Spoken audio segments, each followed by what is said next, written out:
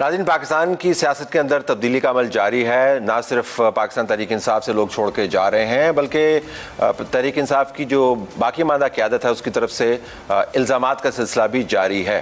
پاکستان کے خلاف برطانیہ کے اندر کیمپین کا معاملہ ہو یا روزانہ کی بنیاد پر یہ کہا جا رہا ہو کہ پاکستان کے اندر تباہی کی بنیاد پاکستان کی اسٹیبلشمنٹ پی ڈی ایم کی حکومت ہے اور عدالتوں سے پھر مقدمات میں ان کو خاص قسم کی ریلیف بھی ملے، تو آپ کو ان تمام معاملات پر فوکس کرنا ہے. جو وجہ بن رہی ہے پنجاب میں آ کے پنجاب کے گورنر سے بات کرنے کی، جن کا مفصل تعارف ابھی میں تھوڑی دیر میں کرواتا ہوں، وہ یہ کہ جتنے بھی حوالے ہیں پاکستان کے خلاف کیمپین ہو، اسٹیبلشمنٹ الزامات ہوں، اس کا کوئی نہ کوئی سرا پنجاب سے جوڑ دیا جاتا ہے. تو ہمارے پاس محمد بلیغ الرحمان صاحب موجود ہیں، governor Punjab, farmer minister, somebody I'm meeting after a very long time. بہت شکریہ جی، آپ نے ہمیں وقت دیا. Thank you very much. You welcome, اور بہت خوش آمدید آپ گورنر ہاؤس اور لاہور تشریف لائیں. Delighted to be here.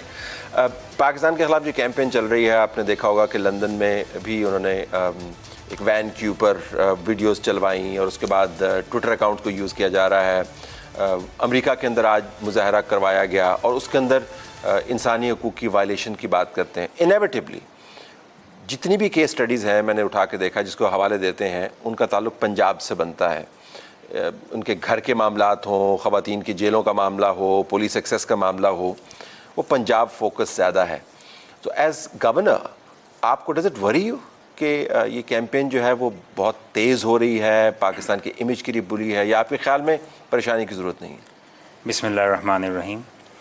As governor, as citizen of the country, ایک سیاست کے طالب علم ہونے کی حیثیت سے میں سمجھتا ہوں کہ بہت زیادہ یہ پریشان کن مسائل ہیں، صورتحال ہے، اور یہ آج سے نہیں شروع ہوئی، یہ تو کئی سالوں سے جاری ہے.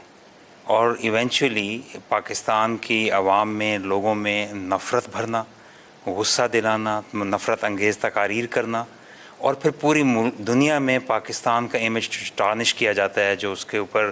اور بڑی پرانی ایک مثال موجود ہے کہ ڈرٹی لانڈری، تو ڈرٹی لینن جو ہے وہ اپنے گھر میں واش کی جاتی ہے، تو ہم مختلف چوکوں پہ یا پوری دنیا میں جا کے اگر اس کا تماشا لگاتے ہیں تو، اور یہ مسلسل ایک طرف سے ہو رہا ہے، اور اس کا نقصان جو ہے وہ نہ صرف پاکستان کو ایک پورا تشخص اور اس کی جو امیج ہے اس کو ہو رہا ہے، بلکہ ہمارے جو بالخصوص نوجوان اور لوگ ہیں ان میں جو مایوسی بڑھتی چلی جا رہی ہے اور اس کے ساتھ ساتھ نفرت بڑھتی چلی جا رہی ہے. دیکھیں نا، یہ محض ایک دن کی کارروائی نہیں تھی 9 مئی، جو کہ بڑی شرمندگی کا دن ہے کسی بھی قوم کے لیے. اس کے پیچھے ایک پوری تاریخ ہے، اور مدینہ منورہ میں جو کچھ ہوا، جہاں پہ ادب کا اعلیٰ مقام ہے، وہاں پہ ہم تو بچوں کو یہ تربیت ہمیشہ ملتی تھی کہ اس شہر میں بھی آپ نے کہیں آواز اونچی نہیں کرنی، اور درود شریف بھی پڑھنا ہے تو ادب سے پڑھنا ہے، اور مقامات پر تو نظر اٹھا کر بھی نہیں چلنا. تو اور پھر اگر 2014 سے پی ٹی وی جلایا جانا، پھر ریڈیو پاکستان کا پشاور میں توڑ پھوڑ اور جلایا جانا، یا گرین بیلٹس پہ سبزے کو کبھی بھی آگ لگانے کا ہم سوچ نہیں سکتے تھے، وہ ہونا، اور میٹروز توڑے جانے، پاکستان کی عوام کی پراپرٹیز. تو میں سمجھتا ہوں کہ یہ بہت ہی پریشان کن صورتحال ہے. اور کاؤنٹر جو آیا ہے، ہم نے دیکھا کہ آئی جی پنجاب نے اس کے اوپر پریس کانفرنس کی، جو متعلقہ پولیس افسران ہیں، خواتین کے حوالے سے جو باتیں انہوں نے اعداد و شمار اس کے اوپر دیے، اور فیملیز کو ایکسیس دینے کا معاملہ بھی ہوا. تو ریاست اور حکومت کے اوپر بڑی بھاری ذمہ داری ہے، کیونکہ آپ محض الزام کا جواب الزام سے نہیں دے سکتے. تو بطور گورنر کیا آپ نے بالخصوص ان کیسز کو دیکھا کہ کہیں پر واقعتاً کوئی ایسا واقعہ نہ ہو؟ آپ نے فائلز دیکھیں، آپ نے مینجمنٹ کی طرف سے جو بیانات ہیں ان کو دیکھے کہ جو بھی کہا جا رہا ہے اس میں کلی طور پر کوئی سچ نہیں ہے اور مکمل طور پر جھوٹ کا پلندہ ہے؟ Have you reviewed these cases جو الزامات لگے؟ اس کا اندازہ اس طرح ہوتا ہے کہ بالکل میں نے پرسنلی بھی، میرے پاس کچھ لوگ آئے، انہوں نے کہا کہ دے پلیڈڈ ناٹ گلٹی، اور انہوں نے کہا کہ ہمارے بچوں کا قصور نہیں ہے اور ان کو جو ہے وہ نکالا جائے، غلط پکڑا ہوا ہے. تو میں نے ان کے بات سن کے، اور میں ہمیشہ سے اس بات کا قائل رہا ہوں، عمران خان کے دور میں بھی ایسا ہوتا رہا، سابقہ ادوار میں بھی ایسا ہوتا رہا کہ جب کسی جماعت پہ پابندی یا کسی جماعت کو جب دیوار سے لگایا جاتا تھا تو وہاں پہ گھروں میں گھس کے اور لوگوں کو پکڑ لیا جاتا تھا بلا تفریق، اور جتنے بھی عہدیدار ہیں کسی بھی علاقے کے، کسی بھی جگہ کے، ان کو وہ چاہے کسی رانگ ڈوئنگ میں ہوں یا نہ ہوں، ان کو پکڑ لیا جاتا تھا. تو میں ہمیشہ سے اس کا خلاف رہا ہوں.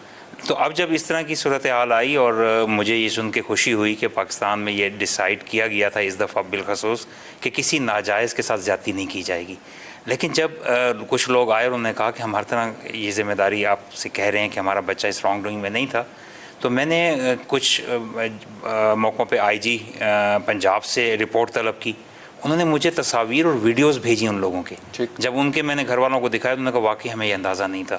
اور کچھ جگہوں پہ میں نے جب حکومت پنجاب سے بات کیا تو جن کیسز جتنے بھی میرے پاس آئے تھے سب میں ایویڈنسز اور چیزوں کے ساتھ سبسٹینشیل پروف اور ان کا وہاں ہونا ثابت پایا گیا. فیملی کے ممبران پریشان تھے جب میں صرف آپ سے جاننا چاہ رہا ہوں کہ آپ کی جو ملاقات ہوئی ان سے، یہ بڑا دلچسپ ہوگا جاننا کہ جب آپ ان کو شواہد دکھایا آپ نے اور آپ نے ان کو مطمئن کیا شواہد کی بنیاد پر، تو ان کا آگے سے رد عمل کیا ہوتا تھا اپنے بچوں کے بارے میں؟ وہ لوگ جن کو یونیورسٹیز میں ہونا چاہیے، کالجز میں ہونا چاہیے، پڑھائی کرنی چاہیے، کاروبار کرنے چاہیے، اور وہ مقدمات بھگت رہے ہیں. جی ان کا رد عمل جو ہے وہ بہت پریشانی والا تھا، لیکن اس کے ساتھ ساتھ جب وہ یہ سمجھ رہے تھے کہ ہمارے بچے نے کچھ نہیں کیا اور اس کو پکڑا گیا تو ان کا رد عمل کچھ اور تھا. اور جب ان کو یہ پتہ لگ گیا کہ نہیں واقعی وہ وہاں انوالو تھا تو پھر ان کا رد عمل کچھ اور تھا. اس کے بعد بھی کہا تو انہوں نے یہی کہ بھی نرمی کا معاملہ ہونا چاہیے، غلطی ہو گئی ہے، بچہ ہے، لیکن وہ کم از کم ڈیفینسو پہ آ گئے. اور بالکل اسی طرح جس طرح اگر کسی کو کسی جرم کی سزا جب ہو جاتی ہے، اگر والدین کو یا گھر والوں کو یہ پتہ ہو کہ واقعی یہ جرم سرزد ہوا ہے تو وہ معاشرے کے لیے نہ صرف یہ کہ تکلیف دہ اس فیملی کی ہے، لیکن وہ سب کو پتہ ہوتا ہے کہ جسٹس از بینگ سروڈ. اور اگر خدا نخواستہ کسی کو غلط الزام میں سزا ہو جائے تو وہ فیملی پوری عمر کے لیے ہمیشہ ایک غیر مطمئن بھی رہتی ہے اور اس کے اندر ایک ہیجان بھی رہتا ہے. خواتین کا کارڈ بہت زیادہ استعمال ہو رہا ہے. جو بین الاقوامی کیمپین ہے اس کے اندر خواتین کی تصاویر لگائی جاتی ہیں ہتھ کڑیوں والی، یا جیل کے اندر وہ موجود ہیں یا وین سے اتاری جا رہی ہیں. اس عمل کے بارے میں نہیں بتایا جاتا جس عمل میں سے انہوں نے اپنے آپ کو گزارا اور نظام کو گزارا، جس کی پاداش میں یہ ہو رہا ہے، لیکن تصاویر دکھائی جاتی ہیں. خواتین کے حوالے سے بھی بہت الزامات لگے. آپ نے ان کیسز کو بھی دیکھا، ریویو کیا؟ اگر نہیں کیا تو کرنا چاہیں گے، یہ جانتے ہوئے کہ جتنے بھی خواتین اندر موجود ہیں ان کے حوالے سے جو بھی بات ہو رہی ہے اس میں کوئی سچ نہیں ہے؟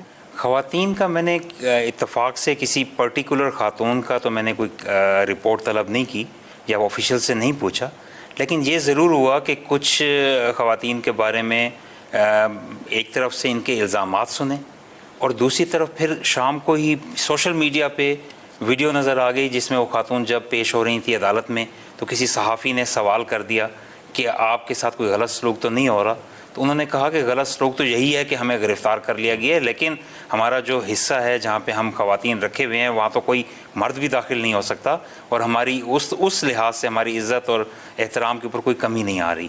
تو اس طرح کی وہ ایک راستے میں گزرتے ہوئے اگر ایک خاتون جا رہی ہیں اور اس کو کوئی صحافی یا کسی اور شخص نے ایک دم آگے بڑھ کے سوال پوچھ لیا تو انہوں نے تسلی کا اظہار کیا، تو یہ وہاں کی حد تک. لیکن مجھے جنرلی جب میں نے اس کے بارے میں مجھے پتہ ہے کہ اس کے بارے میں ایک سٹینڈرڈز بھی موجود ہیں اور کوئی اس طرح کی بات سوچی بھی نہیں جا سکتی کہ خدا نخواستہ میرے تو زبان کانپتی ہے وہ الفاظ لیتے ہوئے کہ جس کے بارے میں انہوں نے خواتین کے بارے میں کہہ دیا کہ وہ اس طرح کی چیزوں سے گزر رہی ہیں جو کہ میں سمجھتا ہوں کہ بالکل نامعاشرے میں ہیں، ہمارے سیٹ اپس میں نہ ہونی چاہیے، نہ اس کی اجازت دی جا سکتی. آپ نے ذکر فرمایا ابھی 9 مئی کی تاریخ کے بارے میں اور آپ نے پرانے واقعات بھی ریکاؤنٹ کیے اور ایک بلڈ اپ تھا تشدد کا، فساد کا، آگ لگانے کا، مارا ماری کا، سڑکوں کو گرم کرنے کا. لیکن اب جب آپ 9 مئی کو دیکھتے ہیں تو انتظامی طور پر جو رد عمل ہے، آپ سمجھتے ہیں کہ بہتر رد عمل سے بہت سارا فساد رک سکتا تھا؟ دیکھیں زمان پاک کے اوپر تو ہنگامہ پہلے بھی تھا، پولیس وہاں پہ جاتی ہے نوٹس سرو کرنے کے لیے تو وہاں پہ پیٹرول بم چلتے ہیں، وہاں پر ایک قسم کا ایک الطاف حسین کے زمانے کا 9-0 بنا ہوا تھا، بلکہ 9-0 کے گرد بھی اس قسم کی حرکات آپ کو کم و بیشی نظر آتی تھی. تو اس کے بعد 9 مئی کا ہونا، تو انتظامی طور پر آپ رد عمل کو اب ریٹروسپیکٹیولی کیسے اسیس کرتے ہیں؟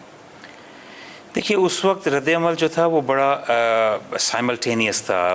ایٹ اینی گیون پوائنٹ ایک ہی وقت میں بہت سے واقعات بہت جگہوں پہ اور ہو رہے تھے، اور اس میں جو لا انفورسمنٹ کی ایجنسیز یا ادارے تھے بالخصوص پولیس، وہ بھی ایک ڈیوائیڈڈ تھی کہ کس موقع پہ کس جگہ پہ کیسے کس کو روکے.